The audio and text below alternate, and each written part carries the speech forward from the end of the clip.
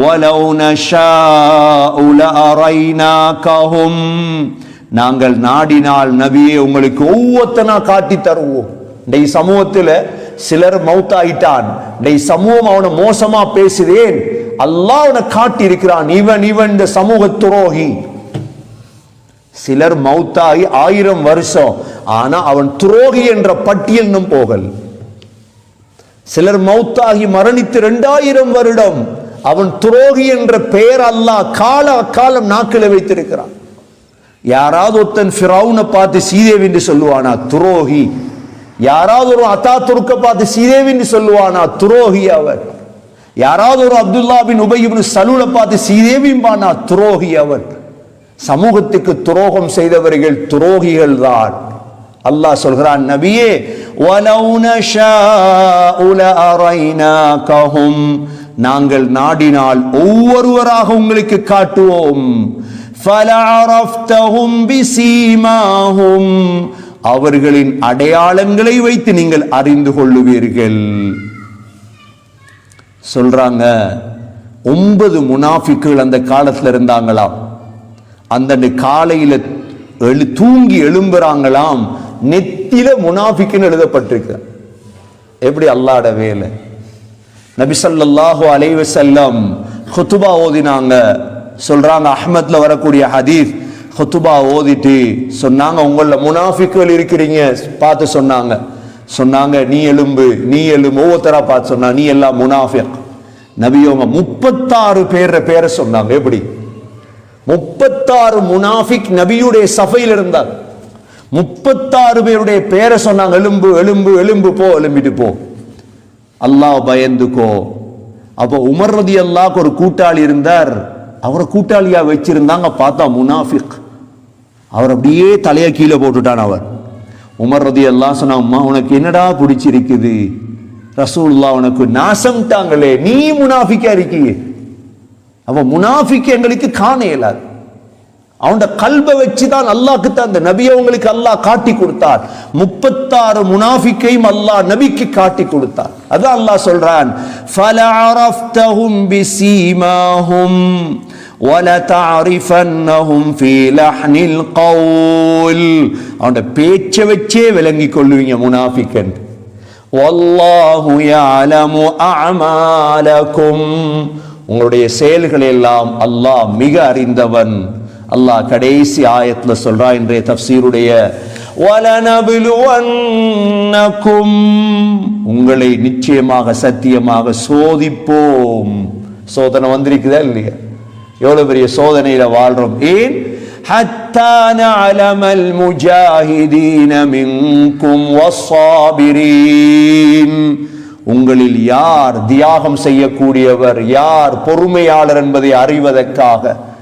வனபிலுவ அக்பாரக்கும், உங்களுடைய செய்திகளை அறிவதற்காக. இந்த ஆயத்துல தான் ஃபுதைல் பின் இயாத் ரஹிமஹுல்லாஹ் இந்த ஆயத்தை ஓதி அழுவாங்களாம். அழுது சொல்லுவாங்களாம், அல்லாஹும்ம லா தப்தலீனா, யா அல்லாஹ் எங்களை சோதிச்சிராத. ஃபஇன்னக இதா பலௌதனா ஃபலஹ்தனா, எங்களை சோதிச்சு எங்களோட மானம் போயிடும் யா அல்லாஹ். வஹதக்த அஸ்தாரனா, மறைவாக இருக்கிறதெல்லாம் வெளியே வந்துடும் யா அல்லாஹ், சோதிச்சிராதேன்னு துவா செய்வாங்களாம். ஆகவே வாழ்க்கை சோதனை எங்களுக்கு தெரியும், கஷ்டமான காலம் மனித சமூகத்துக்கு வந்திருக்குது. இந்த காலம் உதவி செய்யற காலம். யார் யாருக்கெல்லாம் என்ன அடிப்படையில் உதவி செய்யலுமோ உதவிக்கரம் நீட்ட வேண்டிய காலம். பல ஊர்கள், பல மனித சமூகங்கள் பசியோட, சாப்பாடு இல்லாம, முஸ்லிம் என்று மாத்திரம் தனிய பார்த்திடக்கூடாது. இதுதான் இந்த இடத்துல இனவாதம் வாரது. முஸ்லிம் என்று பார்க்காம மனித சமூகம் என்று பாருங்க. நம்ம நாட்டை பொறுத்தவரையில் எல்லா மனிதர்களும், அதிகமான ஏழைகள், நாள் தொழில் செய்யக்கூடியவர்கள், நாளாந்தம் சம்பாதிக்கக்கூடிய எல்லோருமே கஷ்டத்தில் இருக்கிறாங்க. அது முஸ்லிமாக இருக்கலாம், பௌத்த மக்களாக இருக்கலாம், தமிழ், எல்லாமே மனிதர்கள். ஆகவே வசதி படைத்த நாங்க உதவி செய்ய வேண்டிய காலம் இது. இந்த உதவியால நரகத்துடைய கணவாயை தாண்டலாம். எங்கள்கிட்ட இருக்குது, மேல் மிச்சமா இருக்குது. இந்த 6 நாள் 7 நாள் 10 நாள் சில ஊர்களில் சாப்பிட்றதுக்கு வசதி இல்லை, அரிசி கூட இல்லை, தேங்காய் கூட இல்லை. கிராமங்கள் அல்ஹம்துலில்லாஹ். சிட்டியை பொறுத்தவரையில் நாளாந்தம் தொழில் செய்யக்கூடியவங்க நாளாந்தம் சம்பாதிக்கிட்டு தான் அன்றே சாப்பாட்டுடைய வேலையை பார்க்கிறவங்க பசியில தான் இருக்கிறாங்க, கடன்ல இருக்கிறாங்க. ஏழுமானாலும் ஏன் அல்லாஹ் குர்ஆன் சூரா பலதுல சொல்றான், ஃபலக்தஹமல் அகபா வமா அதராக மல் அகபா. அல்லாஹ் சொல்றான், நீங்க நரகத்துடைய கணவாயை தாண்டல்லையே. நரகத்துடைய கணவாய் எவ்வாறு தாண்டறது? நரகத்துடைய கணவாயை தாண்டறது என்ன தெரியுமா? சாப்பாடு கொடுக்கும். எப்ப? ஃபீ யௌமின் மஸகபா, பஞ்ச காலங்கள்ல சாப்பாடு கொடுக்கும். யாரு கொடுக்கணும்? யதீமன் ذا مقربا او மிஸ்கீனன் ذا متربا. மண்ல விழுந்து கிடக்கிற மிஸ்கீன், ஒன்றுமே வசதி இல்லப்பா, சாப்பாடத்தான். அனாத, சொந்தத்தில் இருக்கிற அனாத குடும்பங்களுக்கு கொடுத்தாலே போதும். ஒவ்வொரு ஊரவர்களும் ஒவ்வொரு நிர்வாகிகளும் இந்த நேரம் ஊரை கவனிங்க, ஏழைகளுடைய வீட்டுக்கு செலவழி. பள்ளிவாசல்ல காசு இருக்குது, 5 லட்சம் 10 லட்சம் 20 லட்சம், சாப்பிடுறதுக்கு இல்லாட்டி இடத்துக்கு அந்த காசு. ஆகவே உதவிக்கரம் நீட்ட வேண்டிய காலம் அல்லாஹ் சோதிச்சிருக்கிறான். அல்லாஹ்வுடைய சோதனை, அல்லாஹ்வுடைய சோதனை தான் இறங்கி இருக்கு. ஆகவே செல்வந்தர்கள், வசதி உள்ளவர்கள், தன்னுடைய பக்கத்து வீடு, குடும்பம், அவர்களுடைய சாப்பாடு விடயங்களை கவனிக்கிறது எல்லாம் அல்லாஹ் சுப்ஹானஹு வ தஆலா இன்று பேசப்பட்ட 2 விடயம். ஒன்று குர்ஆனை தத்பீர் செய்வது, குர்ஆனை ஓதுறது, விளங்குறது. 2வது முனாஃபிக்குகளுடைய சக்கராத்தை விட்டு அல்லாஹ் நம் அனைவர்களையும் பாதுகாப்பானாக.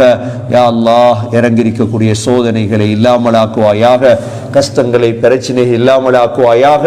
இந்த தஃசீருடைய பரக்கத்தால், குர்ஆனுடைய பரக்கத்தால் யாரெல்லாம் உதவி செய்கிறார்களோ அவர்களுக்கு நீ உதவி செய்வாயாக.